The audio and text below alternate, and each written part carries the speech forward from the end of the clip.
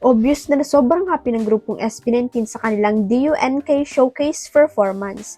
Sunod-sunod kasi ang post nila tungkol doon. Una nilang post, 18 did you see us perform tonight at the DUNK Showcase 2026? We're surprised by our stages. We're so hyped and happy to share this stage with all of you tonight. Thank you for cheering for us until the end. Sumunod naman ay sinabi nilang the best time ang kanilang DUNK Showcase appearance. We had the best time at the DUNK Showcase. Massive love to you all. Ipinagmalaki rin lang surprise collaboration nila sa DUNK Showcase.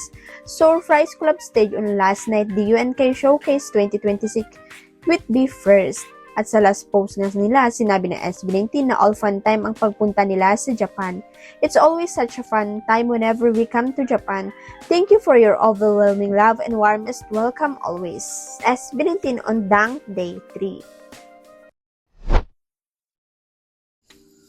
Nagpaulan ng kilig si Daniel Padilla sa 30th birthday party ni Kyla nitong linggo.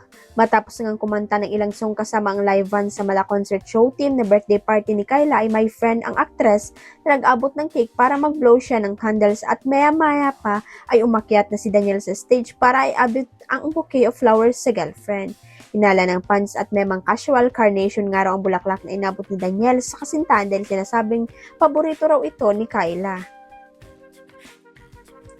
Matatandaan noong Valentine's Day ay nagpost din si Kyla ng bouquet ng carnation sa kanyang Instagram na ang hinala ng mga fan ay galing kay Daniel.